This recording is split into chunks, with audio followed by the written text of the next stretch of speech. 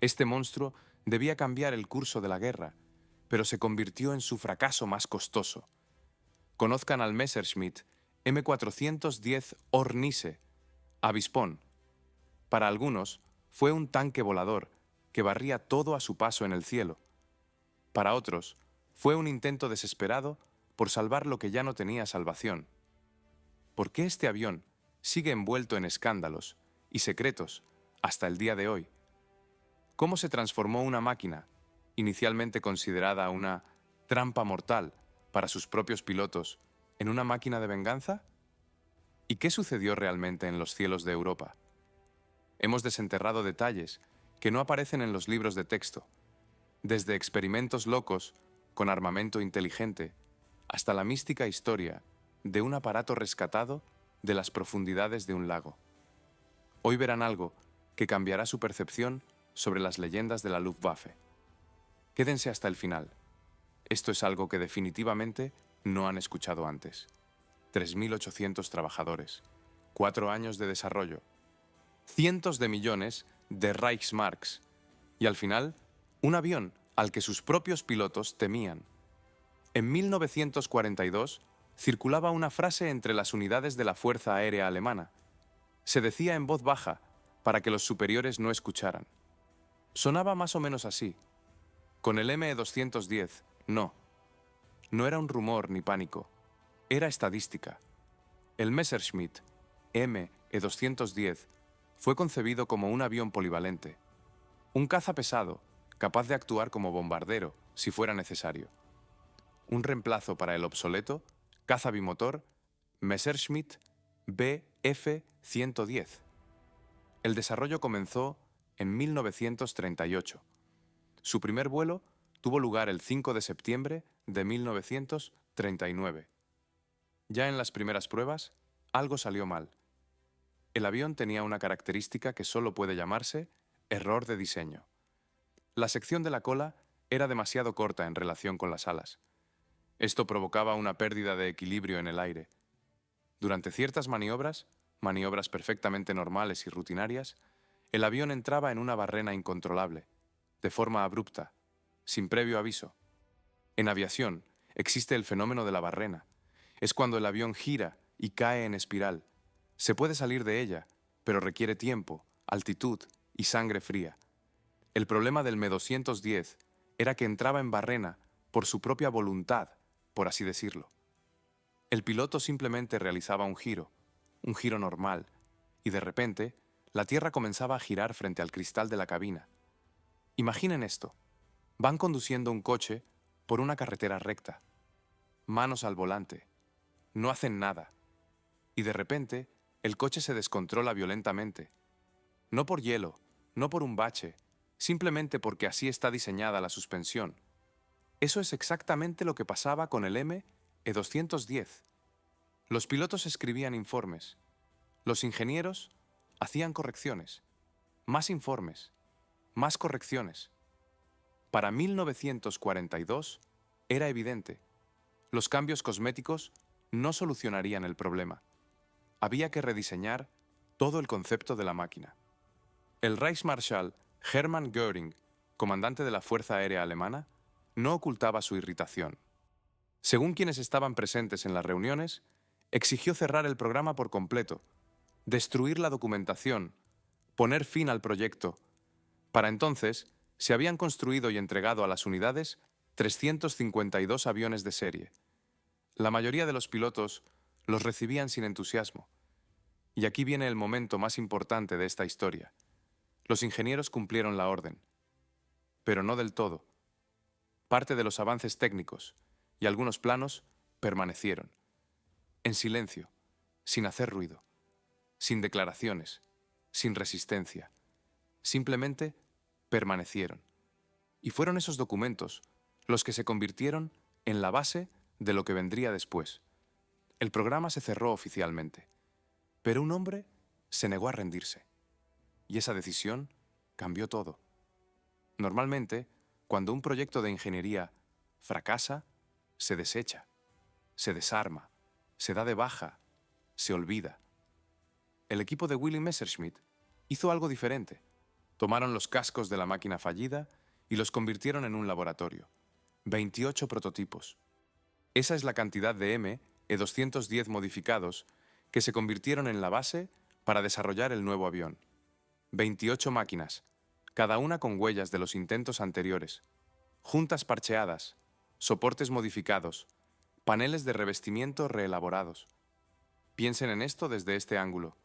Reprueban un examen y en lugar de empezar de cero, toman el mismo borrador fallido y comienzan a corregir encima de los viejos errores, una y otra vez, 28 veces. Esto no es terquedad, es la única forma de entender con precisión dónde reside el error. El trabajo fue metódico. Cada prototipo probaba un cambio específico. Fuselaje alargado, probado. Forma del timón de dirección cambiada, probado. Nuevos soportes de motor, probado. Tras cada vuelo de prueba, el piloto de pruebas llenaba un informe detallado. Los ingenieros se sentaban alrededor de la mesa, analizaban los datos y tomaban una decisión. Esto funciona. Esto no. Paso a paso, la máquina cambió. Pero el descubrimiento más importante fue el ala. Aquí se escondía la raíz de todos los problemas del ME-210. El ala era demasiado ancha. Su superficie creaba un exceso de sustentación en ciertos regímenes de vuelo, lo que provocaba la barrena espontánea. Los ingenieros redujeron la envergadura y cambiaron el ángulo de incidencia. La máquina se volvió inmediatamente más predecible. Pero esa era solo la mitad de la solución. La otra mitad vino de donde nadie esperaba. En 1919, el ingeniero aeronáutico británico Frederick Handley Page patentó un diseño especial, una ranura estrecha a lo largo del borde de ataque del ala. A través de esta ranura, el aire fluye desde la superficie inferior del ala a la superior, evitando que el flujo se separe en ángulos de ataque elevados. En términos simples, un avión con estos slats es mucho más difícil de forzar a entrar en barrena. Los ingenieros alemanes tomaron esta solución británica e instalaron los slats Handley Page en las alas de su máquina. El resultado fue exactamente lo que esperaban. El avión dejó de entrar en barrena incontrolable. No se volvió invulnerable, pero sí predecible. Y para una máquina de combate, la previsibilidad es una cuestión de confianza entre el piloto y la tecnología. 28 prototipos. Cada uno era una prueba viviente de que la versión anterior no funcionaba. Y cada vez los ingenieros empezaban de nuevo. No desde cero, pero sí de nuevo. Así nació el ME-410. Las alas fueron corregidas. La máquina dejó de caerse por sí sola. Pero aún no era lo suficientemente rápida. Y entonces los ingenieros pusieron su mirada en lo que había bajo el capó. Existe una característica en los sistemas técnicos complejos. Cuando arreglas un problema, casi siempre surge otro. No porque los ingenieros trabajaran mal, sino porque las piezas de la máquina están interconectadas. Tira de un hilo y todo el ovillo se mueve. Eso es exactamente lo que pasaba con el ME-210 en su camino hacia el ME-410. Las alas se acortaron y su ángulo se cambió. El avión dejó de entrar en barrena. Fue una victoria, pero de inmediato se descubrió que el ala modificada distribuía las cargas en los alerones de manera diferente. Los alerones son las secciones móviles en el borde de salida del ala. Son los responsables del alabeo, inclinar el avión a la izquierda o derecha. Si los alerones funcionan mal, el piloto no puede maniobrar la máquina rápida y precisamente en el plano horizontal. En el ME-210 ya eran un problema. Tras el cambio de ala, se convirtieron en uno aún mayor. Los ingenieros rediseñaron los alerones por completo. Cambiaron su forma, área y puntos de fijación. La máquina comenzó a responder al piloto mucho más fácilmente. El siguiente eslabón de la cadena eran los radiadores. Un radiador en un avión funciona exactamente igual que el de un coche. Enfría el motor. Solo que las condiciones son distintas. A 8.000 metros de altitud, la temperatura del aire puede bajar a menos de 40 grados bajo cero. En el suelo hace calor. Mientras tanto, el motor siempre funciona a carga máxima.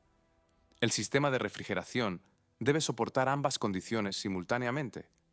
En el ME-210, Los radiadores eran un punto débil. La forma de las tomas de aire creaba turbulencia, un flujo de aire desigual que reducía la eficiencia de refrigeración. Los ingenieros cambiaron la forma y posición de las secciones del radiador. El flujo se niveló, las temperaturas del motor se estabilizaron. Pero había otro problema, del que menos se hablaba, pero que era fuente de fallos constantes: las puertas del tren de aterrizaje. Cuando un avión retrae el tren, las ruedas se esconden dentro del fuselaje o el ala, y los huecos se cierran con puertas especiales. Esto se hace por aerodinámica. Los huecos abiertos aumentan drásticamente la resistencia al aire. En el ME-210, el mecanismo de apertura y cierre de estas puertas era poco fiable. Los fallos ocurrían regularmente. En el ME-410, las puertas pasaron a tener un accionamiento hidráulico, un sistema donde el mecanismo es accionado por la presión de un fluido especial. El principio es similar al sistema de frenos de un coche. Presionas el pedal, la presión se transmite por tuberías y el mecanismo actúa. Confiable, rápido, predecible. Y aquí, los ingenieros se enfrentaron a lo que técnicamente se llama un compromiso. Un sistema hidráulico es más fiable pero más pesado. Los alerones reforzados responden mejor, pero añaden peso. Los radiadores rediseñados son más estables pero ocupan más espacio. Cada mejora tiraba de la máquina hacia abajo, literalmente. El peso total de todas las mejoras creció tanto que quedó claro: los motores viejos no podrían con ello. Los motores Daimler-Benz 601F que tenía el ME-210 producían 1.350 caballos de fuerza. Para una máquina nueva y más pesada, esto era críticamente insuficiente. Se necesitaba un motor diferente, más potente, más confiable, y ese motor ya existía. Cuando ambos motores Daimler-Benz 603A arrancaban simultáneamente, el sonido se podía escuchar a varios kilómetros. 12 cilindros en cada uno, dispuestos en dos filas, en ángulo, en forma de V invertida. El desplazamiento de un motor era de 44,5 litros. Para comparar, un coche de pasajeros estándar hoy tiene un desplazamiento de unos 1,5 litros. Eso significa que cada uno de los dos motores del ME-410 era unas 30 veces más grande que el de un automóvil.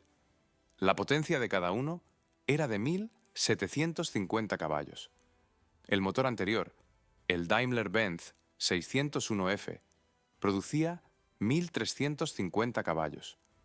Una diferencia de 400 unidades suena modesta, pero en aviación no lo es. Es como pasar de un autobús urbano a un coche deportivo manteniendo las mismas dimensiones de carrocería. El Daimler-Benz 603 ya estaba probado en otras máquinas. Se instaló en el caza nocturno pesado Heinkel Hache E219 y en el bombardero Dornier de O217. Era una unidad madura y confiable, no experimental, no inmadura. Los ingenieros sabían qué esperar de él. En el ME-410, los motores se montaron en góndolas, carcasas aerodinámicas fijadas al ala. El sistema de refrigeración, ya mejorado durante las reformas previas, manejaba ahora la carga térmica aumentada sin sobrecalentamientos. Y esto es lo que dieron esos motores en el aire. La velocidad máxima fue de 625 km por hora. Se alcanzaba a 8.100 metros de altitud. Traduzcamos esta cifra a algo tangible. 625 km por hora significa que en un minuto el avión recorría unos 10,5 kilómetros. En el tiempo que tardas en leer una frase en voz alta. En 1943, esta era una cifra muy seria. El caza británico Supermarine Spitfire Mk5, uno de los principales interceptores de la época, tenía una velocidad máxima de unos 594 km por hora a la misma altitud. Esto significa que si el ME-410 decidía retirarse del combate, la mayoría de los interceptores simplemente no podían alcanzarlo. Físicamente, les faltaba velocidad. Es por eso que los pilotos aliados dijeron más tarde que los ataques del ME-410 se sentían como un golpe y una desaparición. La máquina aparecía, actuaba y se iba antes de que pudieran reaccionar. El tiempo de ascenso a 8.000 metros era de 22,5 minutos. Para un avión bimotor pesado, con una tripulación de 2 personas y equipo de combate completo, era un resultado digno. El techo de servicio era de 10.000 metros. Más tarde, en la versión con motores Daimler-Benz 603GE, la potencia creció a 1.900 caballos. La máquina se volvió aún más rápida y mantenía mejor la altitud. La velocidad daba ventaja al romper el combate. La altitud daba ventaja en la posición. Pero el Hornisse no fue construido para huir o esconderse. Fue construido para atacar, y aquello con lo que atacaba merece una conversación aparte. El ME-410 tuvo 2 apodos oficiales. El primero, Schnellbomber, que significa bombardero rápido. El segundo, Zerstörer, que significa destructor. En esas 2 palabras reside la esencia de la máquina. Un avión, 2 roles completamente diferentes. Y para cada rol, una versión con un conjunto de armamento específico. Analicemos esto en orden.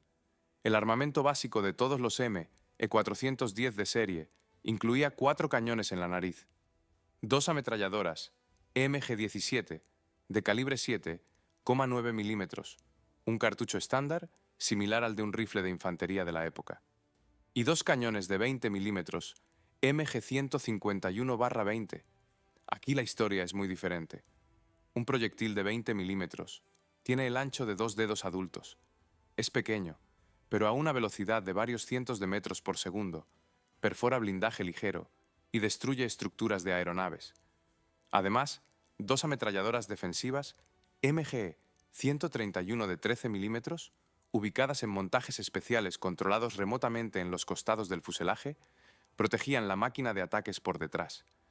Un piloto enemigo que se acercara a la cola se enfrentaba de repente a fuego enemigo, sin un artillero visible y sin que el avión tuviera que girar. Esa era la configuración básica. Luego, venía aquello, para lo que los diseñadores claramente iniciaron todo el proyecto. Existían los llamados Umrüstbausätze, kits de conversión de campo, que se instalaban directamente en la bahía de bombas. 2 opciones principales, la segunda y la cuarta. El segundo kit incluía un contenedor con 2 cañones adicionales MG-151/20 de 20 milímetros. En total, había 4 cañones de ese tipo en la nariz. Para los bombarderos aliados, esto era un encuentro extremadamente desagradable. El cuarto kit es otra historia. Incluía 2 cañones MK-103 de 30 milímetros. 30 milímetros. Ese proyectil es del tamaño de una nuez grande. Un cañón así perforaba el blindaje de bombarderos pesados como si fuera papel. Pero eso no es todo. En el centro del cuarto kit se montaba un único cañón experimental de 50 milímetros, designado VK5, Versuchkanone 5 o cañón experimental número 5. 50 milímetros era el calibre que al mismo tiempo montaban los tanques alemanes Panzer III. En otras palabras, pusieron un cañón antitanque en un avión. Para apuntar con los cañones de gran calibre, las máquinas estaban equipadas con una mira especial, la ZF4. Permitía disparar desde una distancia en la que el enemigo no tenía tiempo de reaccionar. Además de esto, había los llamados Rüstsatz, kits de equipo de campo. El tercer kit estaba destinado a operaciones contra barcos e incluía equipo especializado para atacar objetivos marítimos. El quinto kit convertía el avión en un avión de reconocimiento de largo alcance. También probaron un cañón experimental, VK 3,7 de 37 milímetros. No entró en producción masiva, pero el hecho mismo de tales experimentos muestra qué tipo de máquina querían. Versátil, mortal, lista para cualquier tarea. Todo esto suena impresionante en el papel, pero entre un plano y la producción en masa hay un abismo. Y en 1943, ese abismo tenía que ser superado por la planta de Augsburgo. Mayo de 1943. La planta de Messerschmitt, en Augsburgo.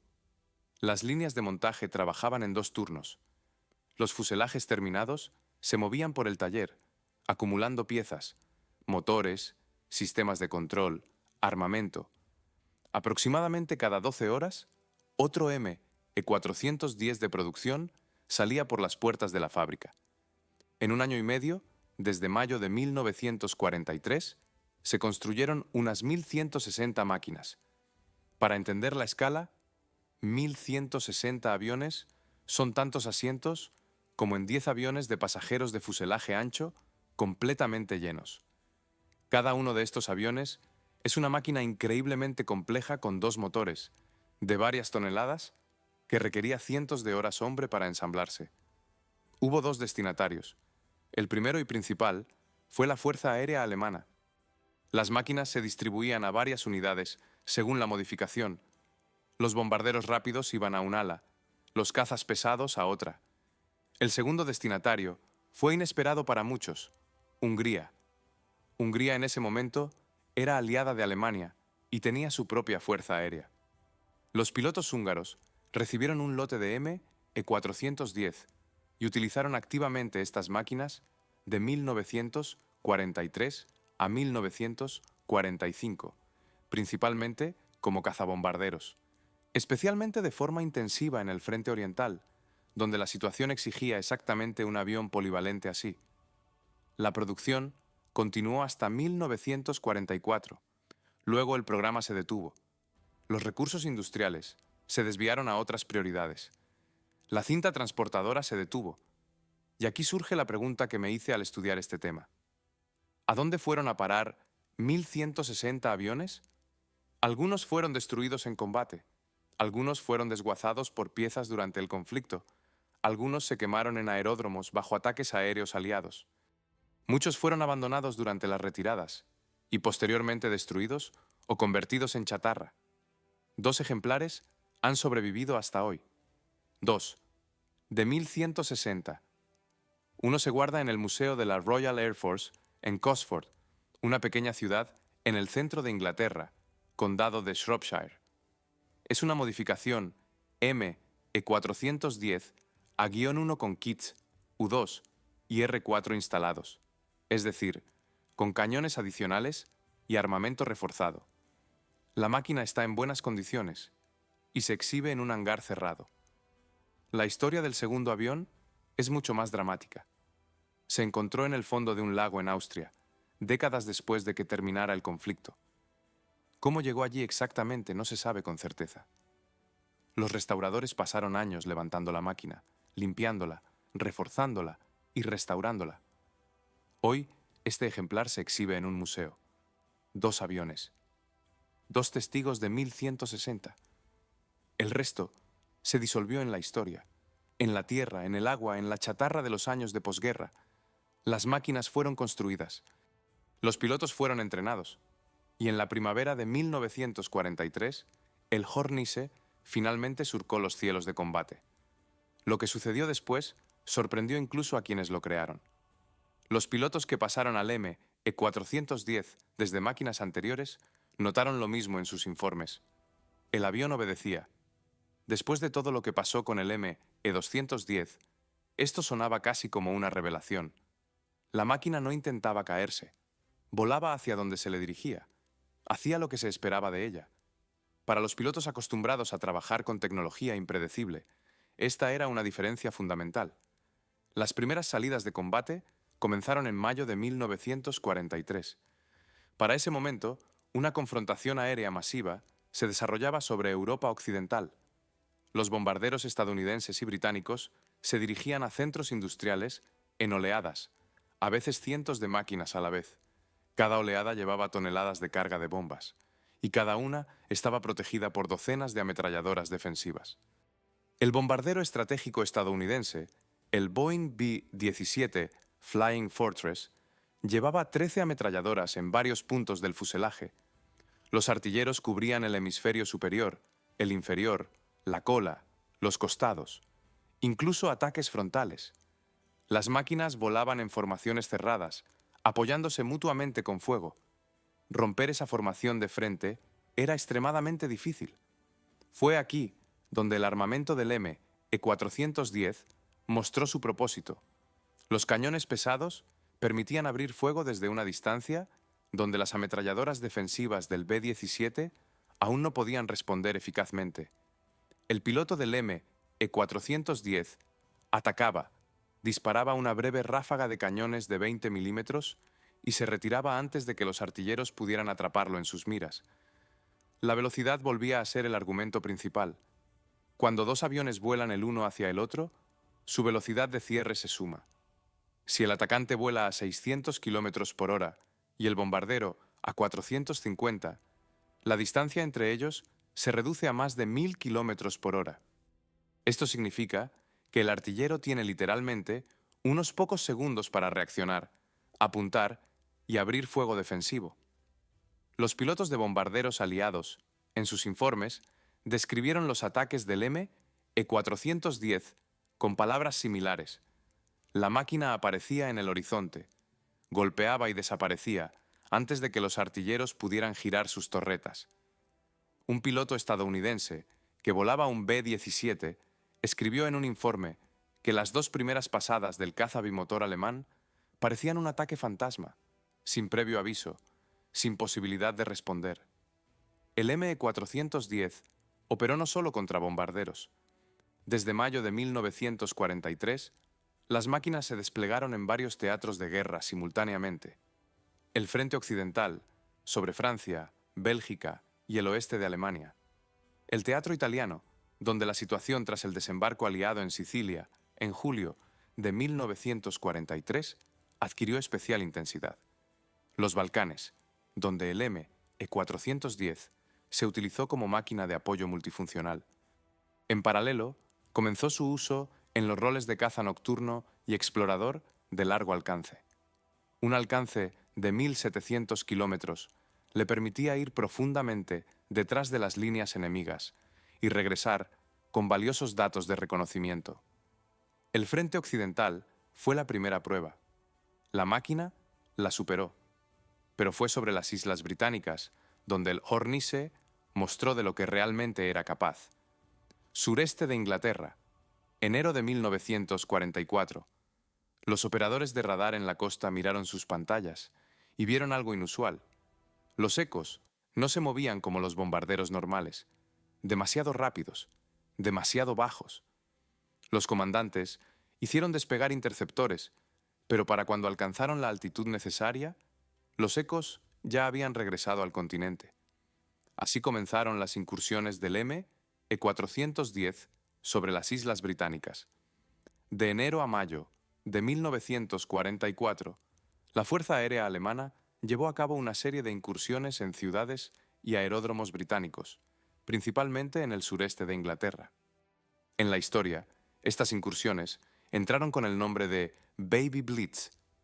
El M-410 operaba en ellas en dos roles, bombardero rápido y intruso, una aeronave que cazaba máquinas enemigas justo sobre sus propios aeródromos. La táctica del intruso era la siguiente. Los bombarderos británicos regresaban de incursiones nocturnas a Alemania, tripulaciones cansadas, combustible bajo, acercándose a la pista de aterrizaje con luces de navegación encendidas. El M-410 se pegaba a la cola de ese grupo sobre el mar y volaba con él hasta el aeródromo. El momento de mayor vulnerabilidad, el descenso antes del aterrizaje, se convertía en el momento del ataque. Resistir esto era extremadamente difícil. Al acercarse al aeródromo, los aviones volaban a baja velocidad y baja altitud. Maniobrar era imposible. No había a dónde ir. Pero el principal problema para la Royal Air Force seguía siendo la velocidad del M-410 en combate abierto. El principal caza nocturno británico en ese momento era el Bristol Viewfighter Bimotor, una máquina confiable y bien armada. Su velocidad máxima era de unos 520 km por hora. Recuerden, la velocidad de crucero del M-410 era notablemente mayor. Si el Hornice decidía retirarse, el Viewfighter simplemente no podía mantenerlo. Los comandantes británicos entendieron. Se necesitaba otra máquina. Y esa máquina existía. Su nombre era de Havilland Mosquito, un avión británico multipropósito capaz de alcanzar velocidades de hasta 670 kilómetros por hora. Y aquí hay uno de los datos más sorprendentes de esta historia. El de Havilland Mosquito estaba construido principalmente de madera, contrachapado, madera de balsa, marcos de madera. No duraluminio, no acero, madera. Fue esta máquina la que resultó ser el único caza nocturno británico que podía amenazar realmente al M-410 en una persecución. Pasaron varios meses hasta que la Royal Air Force desarrolló una táctica de intercepción funcional. La solución fue contraintuitiva: no intentar ganar altitud e interceptar al Hornice desde arriba, sino ocupar una posición en su ruta proyectada de antemano, confiando en los datos de las estaciones de radar terrestres. Solo así podían poner al mosquito en el lugar correcto antes de que llegara el M-410. Para la primavera de 1944, las incursiones se volvieron menos efectivas. Los sistemas de guía terrestre funcionaban con mayor precisión y las tripulaciones del Mosquito habían ganado experiencia. El Hornice sobre Gran Bretaña dejó de ser escurridizo. Pero mientras este duelo táctico se desarrollaba sobre la Albión Nebulosa, a miles de kilómetros hacia el este, el M-410 luchaba en condiciones completamente diferentes. Y allí le esperaban tareas donde la velocidad y la altitud importaban mucho menos que la potencia de fuego y la resistencia. Un nudo ferroviario visto desde 3.000 metros parece un plano. Las vías divergen en líneas rectas. Los trenes están en filas, pequeños rectángulos que parecen cerillas, almacenes a lo largo de las vías, torres de agua, placas giratorias para locomotoras de vapor. Estos fueron los principales objetivos del M-410 en el frente oriental. Aquí todo era diferente a las islas británicas. Allí, intercepciones a gran altitud, incursiones nocturnas, duelos de velocidad sobre el mar. Aquí, operaciones a baja y media altitud, ataques a objetivos terrestres, acción constante de la artillería antiaérea. Diferentes tareas, diferentes riesgos, un carácter de combate diferente. El frente oriental, para 1943, se había convertido en una enorme máquina logística en ambos bandos. El suministro de tropas iba principalmente por ferrocarril. Cientos de trenes al día, miles de kilómetros de vías. Interrumpir esta cadena significaba privar a las unidades de primera línea de combustible, equipo y comida.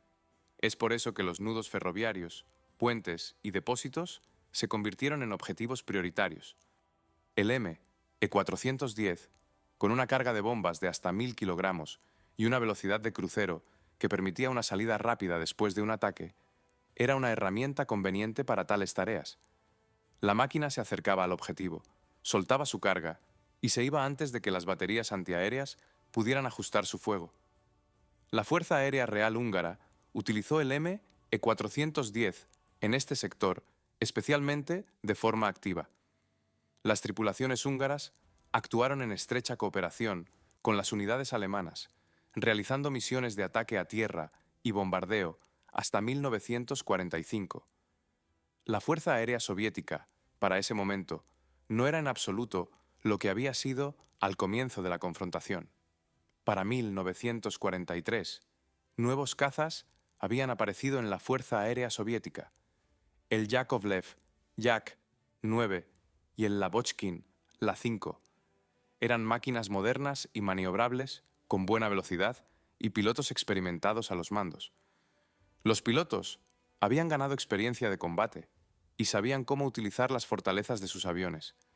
El encuentro con el M-410 planteó un problema táctico específico para los pilotos soviéticos: ¿cómo atacar a una máquina que tiene armas defensivas controladas remotamente protegiendo el hemisferio trasero? La respuesta no se encontró de inmediato. Los montajes de ametralladoras remotas en los costados del fuselaje del M-410 cubrían un sector bastante amplio. Atacar desde atrás significaba entrar bajo su fuego. Atacar desde el frente significaba ir cara a cara contra 4 cañones en la nariz. Ambas opciones eran malas. Los pilotos soviéticos descubrieron que los montajes defensivos del ME-410 tenían un campo de visión limitado, desde abajo y desde atrás, simultáneamente. Era exactamente allí, en esa zona estrecha bajo la cola, donde el fuego dirigido desde los montajes laterales era estructuralmente difícil. Un ataque desde este punto le daba ventaja al atacante. Practicar esta maniobra en condiciones reales no era fácil, requería un mantenimiento preciso de la distancia y el ángulo. Pero una vez que se dominó la táctica, funcionó. Los pilotos soviéticos notaron en sus informes que el ME-410 era un objetivo difícil, rápido, bien protegido, capaz de cambiar bruscamente de altitud, pero no invulnerable. El Hornis demostró su valía en diferentes frentes y bajo diferentes condiciones. Pero, ¿qué tan bueno era, según los estándares de su tiempo? Para responder honestamente, necesitamos compararlo con las mejores máquinas del enemigo, y esta comparación resultará inesperada. Para evaluar justamente cualquier máquina, debes colocarla junto a lo mejor que tenía el enemigo al mismo tiempo. Para el ME-410, hubo dos máquinas de ese tipo. La primera, el caza bimotor estadounidense Lockheed P-38 Lightning. La segunda, el avión multipropósito británico de Havilland DH-98 Mosquito. Ambos aparecieron en el mismo periodo. Ambos resolvieron tareas similares, y una comparación con cada uno cuenta algo importante sobre el ME-410. Comencemos con el Lockheed P-38 Lightning. La máquina estadounidense era más rápida, una velocidad máxima de unos 667 km por hora frente a los 625 del ME-410. El alcance con tanques de caída excedía significativamente las cifras del Hornis. El P-38 escoltaba bombarderos en las incursiones más largas sobre Europa y el Pacífico. El armamento del P-38 estaba concentrado en la nariz, un cañón de 20 milímetros y 4 ametralladoras de 12,7 milímetros. Compacto y preciso, todo en un solo punto, sin dispersión por el ala. El ME-410, en configuración básica, llevaba un conjunto comparable, pero en la versión con el cañón de 50 milímetros no había comparación en potencia de fuego. Donde el ME-410 realmente superaba al P-38 era en la versatilidad de su armamento.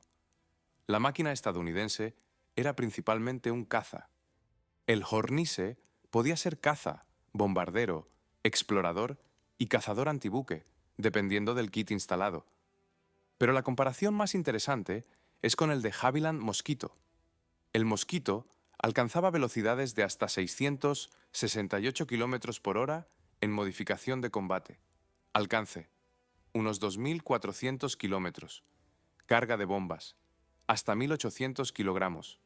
800 kilogramos más que el ME-410. Según todas las características clave, el Mosquito era mejor o comparable. Y aquí está la paradoja principal. El Mosquito estaba construido de madera, no figurativamente, literalmente, abeto, madera contrachapada de abedul y madera de balsa. Había elementos estructurales metálicos mínimos en el fuselaje. El avión de madera resultó ser más rápido que el Hornisse, de acero, llevaba más carga y tenía un mayor alcance. ¿Por qué fue posible esto? Porque Gran Bretaña enfrentaba una aguda escasez de aluminio y instalaciones metalúrgicas especializadas. La madera era un recurso accesible. Las estructuras de madera podían producirse en cientos de pequeños talleres en todo el país, fábricas de muebles, carpinterías, pequeñas plantas. Esto daba flexibilidad y velocidad de producción. En total, se construyeron unos 7.781 mosquitos de varias modificaciones.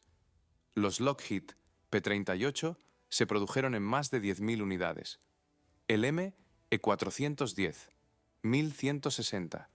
Y aquí se manifiesta algo importante que va más allá de comparar características técnicas. Un avión por sí solo no gana una confrontación. La gana el sistema, capacidad de producción, recursos, logística, cantidad de tripulaciones entrenadas.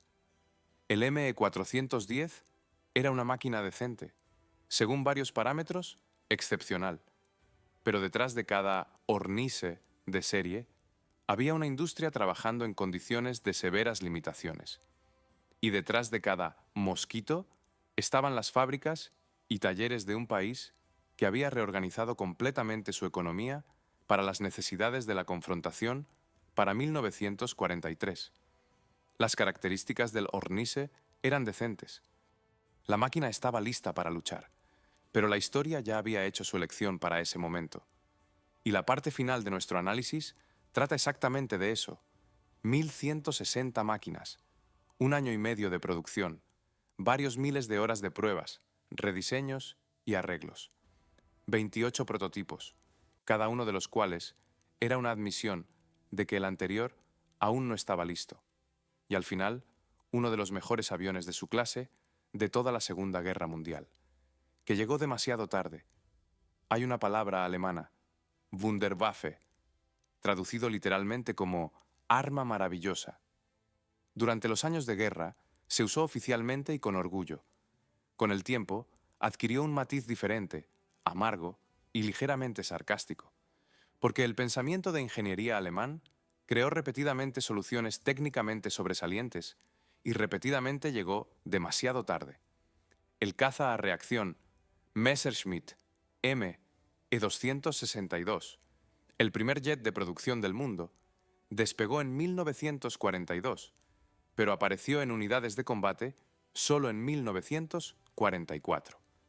El tanque pesado Tiger era una máquina formidable, pero requería tantos recursos para producirse que se lanzaba por cientos, mientras el enemigo producía miles de máquinas más simples, pero suficientemente efectivas. El ME410 encajaba en la misma lógica. Apareció en mayo de 1943, en un momento en que los aliados ya estaban desplegando la producción en masa.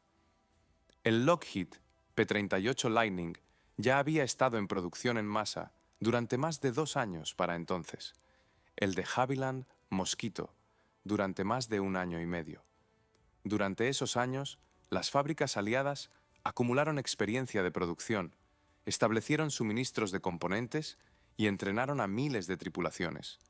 El ME410 entró en una arena donde las reglas ya se habían escrito sin él.